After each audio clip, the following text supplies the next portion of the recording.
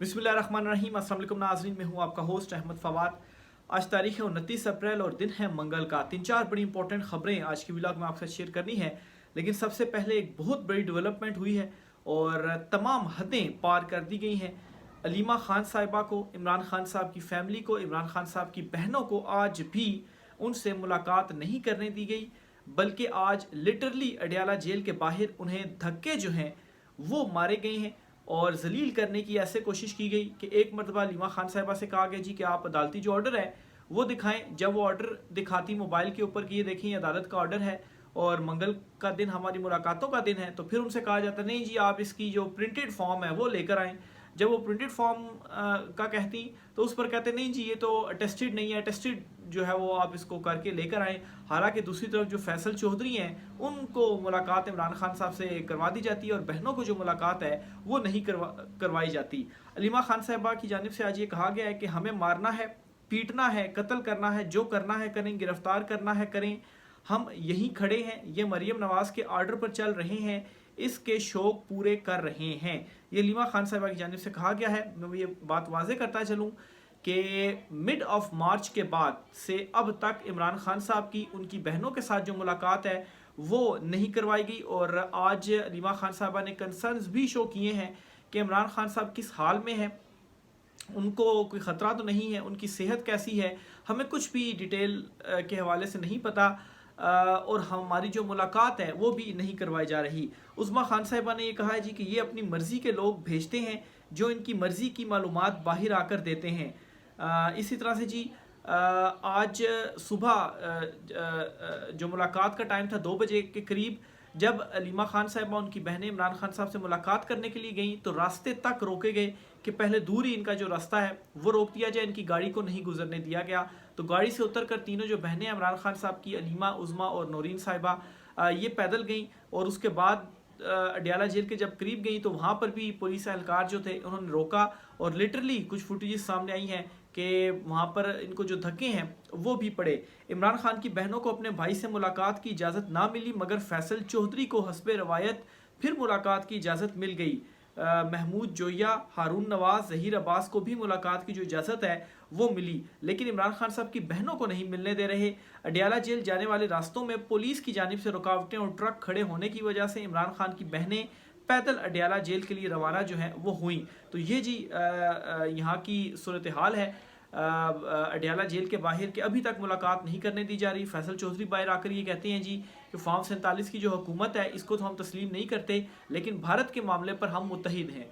अब देखें इसी किस्म की ये स्टेटमेंट इमरान खान साहब से चाहते हैं कि किसी तरह से जो अवाम है वो हमारे साथ एक मरतबा फिर से खड़ी हो जाए कि देखें भारतीय जारियत हो रही है, कशीदगी बढ़ती जा रही है, तो आप हमारे साथ खड़े हों।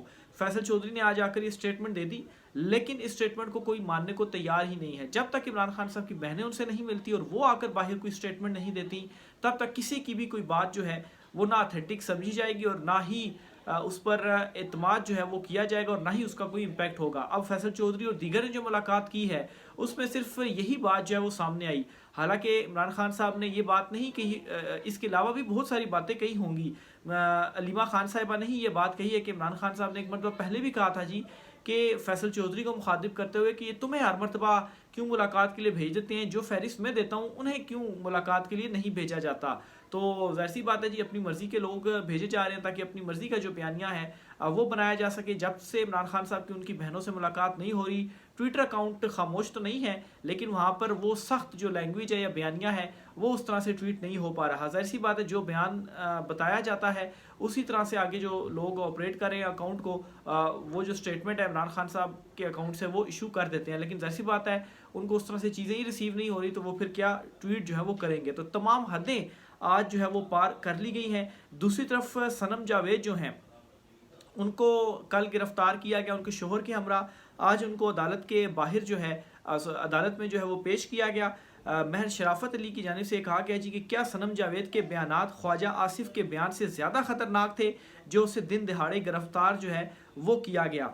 तो बिल्कुल जी एक तरफ सनम जावेद हैं, उन्होंने ऐसी क्या स्टेटमेंट दे दी जी कि इस तरह से उनको गिरफ्तार कर दिया गया। بلکہ سمینہ پاشا صاحبہ کے یہ دعویٰ ہے جی کہ صنم جاوید کو مرد اہلکاروں نے تشدد کرتے ہوئے گرفتار کیا. یہ تصاویر دیکھنے کے بعد باقاعدہ اندازہ ہو رہا ہے کہ مسئلہ کیس یا گرفتاری نہیں بلکہ کسی کو بہت غصہ آیا ہے جو نکالا گیا ہے. حکومتی ترجمانوں اور کچھ اینکرز نے مسلسل ان کو نشانے پر لے رکھا تھا اور یہ اسی اشتعال کا نتیجہ ہے.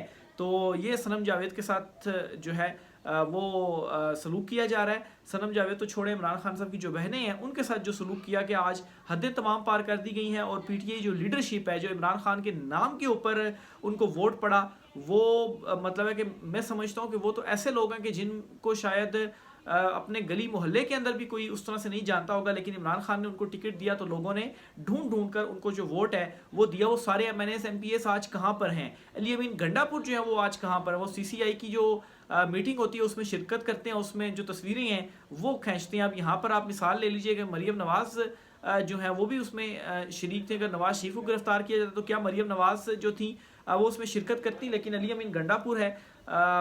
مطلب ہے کہ اس سے پہلے 26 نومبر کو کیا ہوا، بہت سارے سوالات ہیں علی امین گنڈا پور کے اوپر. عمران خان صاحب کی بہنوں کے ساتھ کیا ہو رہا ہے؟ ایٹ لیسٹ آپ اتنے امپورٹنٹ عہدوں کے اوپر بیٹھے ہیں، اس معاملے کے اوپر کوئی رد عمل تو دیا جائے. باہر اڈیالہ جیل کے آپ نہیں پہنچتے، کوئی نہ کوئی رد عمل تو دیا جائے کہ جو ہے وہ اس قسم کا جو سلوک ہو رہا ہے. اور پھر آخر عمران خان صاحب سے جو ملاقاتیں ہیں وہ کیوں نہیں کروائی جا رہی؟ تو پی ٹی آئی لیڈرشپ جو ہے بس سب سے اس ٹائم پر میں سمجھتا ہوں جی کہ جو اعتماد ہے وہ اٹھ گیا ہوا ہے. اور جب تک عمران خان صاحب خود یا عمران خان صاحب کی بہنیں کوئی سٹیٹمنٹ نہیں دیتی تو کوئی بھی کسی کا بھی کوئی بھی ہو عمران خان صاحب سے منسوب کسی بھی بیان کو عوام جو ہے وہ ایٹ لیسٹ بلیو نہیں کرے گی. آگے چلتے ہوئے جی خواجہ آصف کے حوالے سے بھی آپ کو بتاتا چلوں، ان پر استعفے کا دباؤ بڑھتا جا رہا ہے جی. سوشل میڈیا کے اوپر خاص طور پر ان سے مطالبہ کیا جا رہا ہے استعفے کا. کیونکہ انہوں نے جو سٹیٹمنٹ دی تھی جی، اب وہ اقوام متحدہ کی قومی جو سلامتی کونسل ہے اس میں بھی ان کا جو بیان ہے وہ کوٹ ہو رہا ہے جی. اس پر سب سے پہلے تو آپ کو سعد رسول نے ایک رد عمل اس پر دیا اور وہ یہ کہتے ہیں خواجہ آصف کی سٹیٹمنٹ پر کہ سوال یہ ہے کہ کیا ہم ایسا ہی وزیر دفاع رکھیں گے جو اپنی جہالت میں ملک کا نقصان کرے؟ کیا ان میں شعور اور عقل نام کی کوئی چیز ہے؟ اپنی عزت کا خیال نہیں تو ہماری عزت کا ہی خیال رکھ لیں. آپ پاکستان کے ساتھ تو دشمنی نہ کریں. اب اس کا نقصان جو ہے وہ کیا ہوا پاکستان کو، وہ بھی جو سٹیٹمنٹ ہے وہ میں آپ کے سامنے رکھتا ہوں جی. پوری دنیا نے سنا کہ پاکستان کے وزیر دفاع خواجہ آصف نے اپنے ایک حالیہ انٹرویو میں پاکستان کی جانب سے دہشت گردوں کی معاونت کو تسلیم کیا. اس انکشاف نے پاکستان کو روج سٹیٹ کے طور پر ایکسپوز کیا ہے. یو این میں بھارت کی مستقل مندوب یوجینا پٹیل نے یہ جو سٹیٹمنٹ ہے جی، آج جو اقوام متحدہ کی سلامتی کونسل کا اجلاس ہو رہا تھا اس اجلاس کے اندر یہ جو سٹیٹمنٹ ہے وہ دیا ہے. تو یہ ہزیمت کا اس وقت باعث بن رہے ہیں پاکستان کے لیے خواجہ آصف صاحب. جو سٹیٹمنٹ ان کی جانب سے دی گئی ہے اس پر ایک دعویٰ یہ بھی سامنے آیا کہ پنڈی میں بھی ان کی طلبی ہوئی اور وہاں پر بھی اچھی خاصی وزیر اعظم کے سامنے ان کی جو کلاس ہے وہ ہوئی اور کہا کہ جی کہ جائیں اور اپنے اس سٹیٹمنٹ کو اب آپ خود جو ہے وہ سمیٹیں. لیکن جو انہوں نے کرنا تھا وہ کر لیا. ایک طرف یہ خواجہ آصف ہے جو اتنی بڑی جو سٹیٹمنٹ ہے وہ دے دیتے ہیں اور اس کو کیسے بھارت جو ہے وہ استعمال کر رہا ہے ان کی سٹیٹمنٹ کو کوٹ کرتے ہوئے کہ یہ خود تسلیم کر رہے ہیں. اور دوسری طرف صنم جاوید ہیں یا عمران خان صاحب کی بہنیں ہیں، پرائورٹیز ان کی ہیں کہ ان کی جو ملاقات ہے وہ عمران خان صاحب سے نہ ہو پائے، عمران خان کی کوئی جو سٹیٹمنٹ ہے وہ باہر نہ آنے پائے. تو یہ جی خواجہ آصف صاحب ہیں، یہ بدقسمتی کہیں یا جو کچھ بھی کہیں، ایسے جو لوگ ہیں جی نااہل لوگ وہ ہمارے اوپر مسلط کیے گئے ہیں. اس سے اور بڑی جو بدقسمتی ہے وہ کیا ہو سکتی ہے؟ یہ وہی خواجہ آصف ہیں جی جو خود کہتے ہیں جی کہ 2018 میں جب میں نے دیکھا الیکشن ہار رہا ہوں تو جناب باجوہ کو فون کیا اور اس کے بعد جو الیکشن تھا جی وہ میں جیت گیا. ریحانہ ڈار ان کے مقابلے میں جیت گئی تھی الیکشن، لیکن پھر اس کے بعد فارم 47 سے جاری ہوتے ہیں اور اس میں خواجہ آصف جو ہیں وہ ایک مرتبہ پھر اسمبلی میں آتے ہیں اور پھر اس کے بعد ایک مرتبہ پھر سے وزیر دفاع جو ہے وہ ان کو لگا دیا جاتا ہے. تو یہ جی اس وقت جو ساری صورتحال ہے وہ بنی ہوئی ہے. آگے چلتے ہوئے ایک اور خبر بھی ہے وہ بھی آپ کے ساتھ شیئر کرنی ہے جی. خبر یہ ہے کہ ایک فوجی کمانڈر ہیں بھارت کی جانب سے وہ برطرف کیے گئے ہیں اچانک. خبر آپ کے ساتھ میں شیئر کرتا ہوں جی. مودی سرکار نے پلگام ناکام فالس فلیگ آپریشن کا سارا ملبہ بھارتی فوج کے ناردرن کمانڈر کے سربراہ پر ڈال کر خود کو بری ذمہ قرار دے دیا.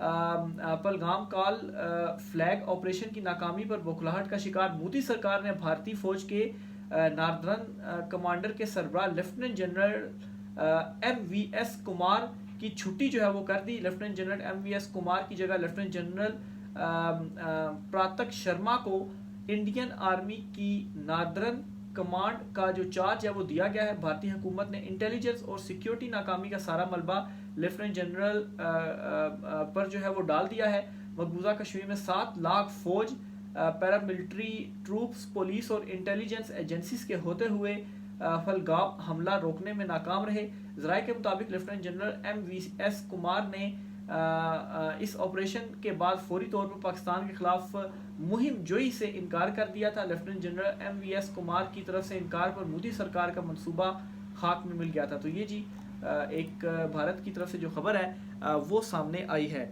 تو یہ جی اوورال سارے جو معاملات ہیں وہ چل رہے ہیں. بہرحال پتہ نہیں پاکستان کی یا اس وقت جو یہ چنتخب رجیم ہے ان کی کیا پرائورٹیز ہیں. ایون کہ اب بھی آج بھی سوشل میڈیا کے اوپر عمران خان صاحب کا سالوں پرانا وہ کلپ جو ہے وہ وائرل ہو رہا ہے، اور وہ کلپ بطور جواب بھارت کو پیش کیا جا رہا ہے، بھارت کو دیا جا رہا ہے کہ عمران خان صاحب نے جب کہا تھا کہ ہم ریٹیلیٹ کرنے کا سوچیں گے نہیں بلکہ ہم ریٹیلیٹ کریں گے. اس حوالے سے اسد عمر نے بھی ایک تصدیق کی اور انہوں نے کہا ہے کہ اس وقت جب ہماری میٹنگ ہوئی تو عمران خان صاحب نے یہ کہا تھا کہ ہم سوچیں گے نہیں کہ ہم نے کیا کرنا ہے کیا نہیں کرنا، ہم نے جو ریٹیلیٹ ہے وہ کرنا ہے. اور اس وقت بھی بھارت جارحیت پہ اترا ہوا تھا. اس سٹیٹمنٹ نے بھارت کو بیک فٹ پر جانے پر مجبور جو ہے وہ کیا کہ اگر ریٹیلیٹ ادھر سے ہو گیا تو پھر ہماری جو یہ بھڑکیں ہیں یہ ہماری بھڑکیں جو ہیں وہ ہمیں پڑ جائیں گی. خیر ابھی بھی جو بھڑکیں ہیں وہ ماری جا رہی ہیں. بارڈر پر وہ اپنے فوجی بھی جو ہے وہ لے آئے ہیں. جو کچھ علاقے ہیں بارڈرز کے ارد گرد کے جو ایریا ہیں جہاں پر کچھ فصلیں وغیرہ اگائی گئی تھی کسانوں کی جانب سے، ان کو بھی یہ ایک الٹیمیٹم دیا گیا ہے کہ آپ 1-2 دن کے اندر ساری اپنی جو فصلیں ہیں وہ کاٹ لیں، ادروائز یہاں پر آپ کو انٹر نہیں ہونے دیا جائے گا. اور پھر اور اقدامات یہ کیے جا رہے ہیں کہ بھارت میں سے جو کچھ پاکستانی وغیرہ مطلب ایک ٹویٹر کے اوپر ہی میں سٹوری جو ہے وہ یہ دیکھ رہا تھا کہ ایک خاتون جن کی ابھی شادی ہوئی بھارت میں اور کوئی 6-7 ماہ کا جو ہے وہ بچہ تھا ان کا، اور وہ ان کو جو ہے وہ بھارت سے نکالا جا رہا ہے. ان سے کہا جا رہا ہے جی کہ آپ جو ہے وہ بھارت سے نکل جائیں. تو اس قسم کے بھی ہتھ کنڈے جو ہے وہ بھارت کی جانب سے اپنائے جا رہے ہیں. نفرت میں اتنا زیادہ جو ہے وہ آگے نکل چکا ہے، بھڑکیں ماری جا رہی ہیں لیکن عملی طور پر کچھ بھارت جو ہے وہ کر نہیں سکتا، خاص طور پر جو موجودہ اس وقت صورتحال بھی ہے. ویسے اگر ٹو بی آنیسٹ اگر حقیقت کو دیکھا جائے یا فیکٹس کو دیکھا جائے، صرف پاکستان کی اور بھارت کی جو معاشی صورتحال ہے اس کو آپ کمپیئر کریں تو بھارت صرف ایک آئی ٹی انڈسٹری سے جتنا ایکسپورٹ کرتا ہے اتنا جو ہے وہ پاکستان کی ساری جو ایکسپورٹس ہیں وہ نہیں ہیں.